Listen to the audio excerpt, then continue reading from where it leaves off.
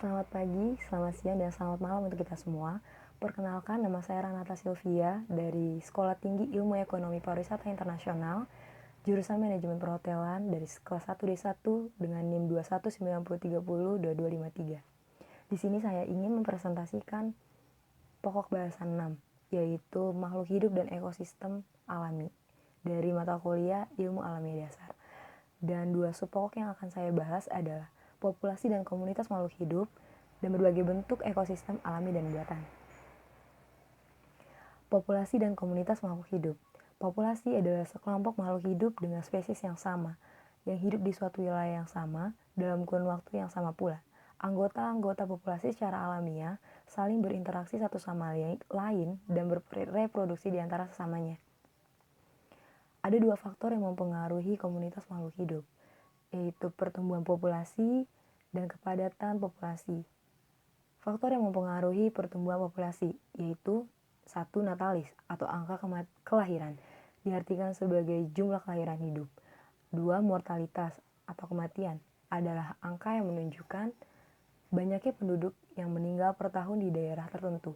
Yang ketiga, migrasi, yaitu perpindahan penduduk dengan tujuan untuk menetap dari suatu tempat ke tempat lain melewati batas administratif atau batas politik atau negara. Faktor yang mempengaruhi kepadatan populasi yaitu 1. Kompetisi, 2. Predasi, 3. Penyakit, 4. Cekaman atau stres. Interaksi dalam komunitas makhluk hidup. Komunitas adalah kumpulan populasi berbagai jenis makhluk hidup yang saling berinteraksi, dan interaksi itu dapat bermacam-macam. Yang pertama adalah netral, yaitu di antara populasi tidak ada saling mempengaruhi, misalnya populasi semut dan lebah. Yang kedua, kompetisi, yaitu terjadi persaingan antara populasi, misalnya populasi zebra dan rusa. Yang ketiga, ada mutualisme, yaitu hubungan antara populasi saling menguntungkan, misalnya antara populasi semut dan kutu pohon. Yang keempat adalah predasi, yaitu jika anggota populasi akan dimakan oleh anggota populasi yang lain, sang pemakan disebut predator, yang dimakan disebut mangsa, misalnya antara populasi singa dan rusa. Yang kelima, parasitisme, yaitu salah satu populasi menjadi parasit dari populasi yang lain, misalnya antara pohon dengan benalu. Dan yang keenam ada komensalisme, yaitu interaksi antar populasi di mana yang satu untung yang lain tidak rugi, misalnya antara pohon dengan anggrek. Komunitas makhluk hidup. Komunitas dapat terbagi menjadi 3 komponen, yaitu berdasarkan lokasi atau tempat wilayah atau tempat sebuah komunitas yang dapat dilihat sebagai tempat di mana sekumpulan orang mempunyai sesuatu yang sama secara geografis. Yang kedua berdasarkan minat, dan yang ketiga berdasarkan komuni. Komuni dapat berarti ide dasar yang dapat mendukung komunitas itu tersendiri. Berbagai bentuk ekosistem alami dan buatan. Pengertian ekosistem. Ekosistem adalah suatu sistem ekologi yang berbentuk dari hubungan timbal balik antara makhluk hidup dengan lingkungannya. Ekosistem bisa dikatakan sebagai suatu tatanan kesatuan secara utuh dan menyeluruh antara segenap unsur lingkungan hidup yang saling mempengaruhi. Ekosistem merupakan penggabungan dari setiap unsur biosistem yang melibatkan hubungan timbal balik antara organisme dan lingkungan fisik. Penggabungan tersebut menimbulkan energi terhadap suatu struktur biotik tertentu dan akan menimbulkan siklus materi antara organisme dan anorganisme. Komponen pembentuk ekosistem. Ekosistem terdiri atas beberapa komponen pembentuk, yaitu komponen biotik, abiotik, dan pengurai atau dekomposer. Berikut ada penjelasan mengenai komponen penyusun ekosistem. Yang pertama ada biotik. Biotik merupakan suatu istilah yang biasa digunakan untuk menyebut sesuatu yang hidup atau organisme. Komponen biotik terbagi menjadi 2, yaitu komponen heterotrof dan autotrof. Heterotrof terdiri dari organisme yang memanfaatkan bahan-bahan organik yang disediakan oleh organisme lain sebagai makanannya. Komponen ini disebut juga konsumen makro karena makanan yang dikonsumsi berukuran lebih kecil, dan yang termasuk golongan komponen ini antara lain manusia, hewan, jamur, dan mikroba.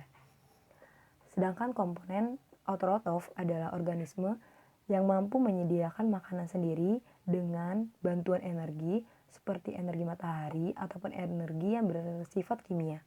Komponen autotrof berfungsi sebagai produsen. Yang tergolong komponen ini adalah tumbuhan hijau.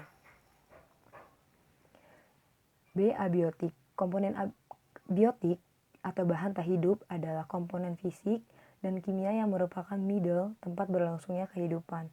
Komponen abiotik dapat berupa bahan organik, senyawa organik, dan faktor yang mempengaruhi distribusi organisme. Komponen abiotik terdiri atas suhu, air, udara, sinar matahari, tanah, dan iklim. C. Komponen pengurai atau dekomposer. Komponen pengurai atau dekomposer adalah organisme yang menguraikan bahan organik yang berasal dari organisme mati. Organisme pengurai menyerap sebagian hasil pengurai tersebut dan melepaskan bahan-bahan yang sederhana yang dapat digunakan kembali oleh produsen. Yang termasuk golongan pengurai adalah bakteri dan jamur. Macam-macam ekosistem. Secara umum, ekosistem dibagi menjadi dua, yaitu ekosistem alami dan ekosistem buatan. Tetapi ekosistem memiliki 3 macam, yaitu ekosistem air, ekosistem darat, dan ekosistem buatan. Saya akan membahas yang pertama adalah ekosistem air. Ekosistem air terdiri atas beberapa ekosistem, yaitu ekosistem air tawar, air laut, sungai, dan ekosistem terumbu karang. Ekosistem air tawar memiliki ciri-ciri memiliki variasi suhu yang tidak mencolok, pencahayaan kurang, dan terpengaruh iklim dan cuaca.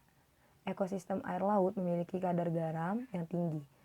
Dalam ekosistem air laut memiliki suhu yang tinggi dan penguapan yang tinggi.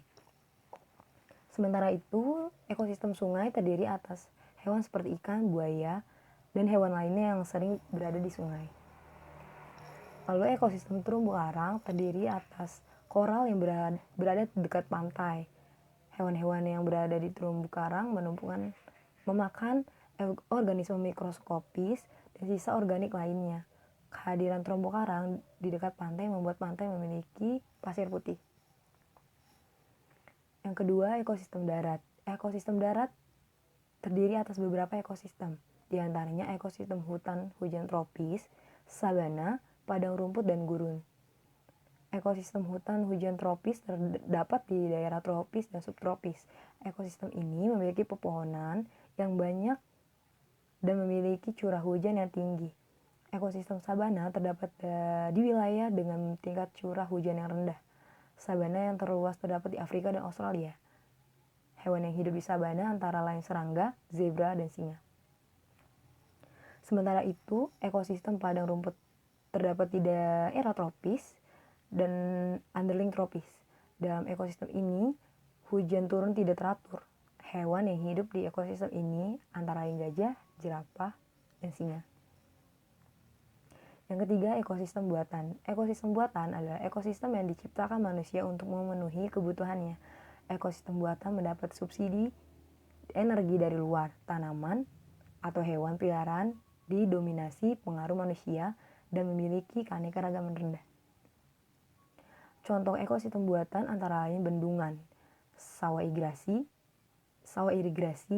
dan perkebunan kelapa sawit. Ekosistem buatan antara lain hutan buatan, sawah, ladang, kebun, desa, kota, bendungan, dan kolam.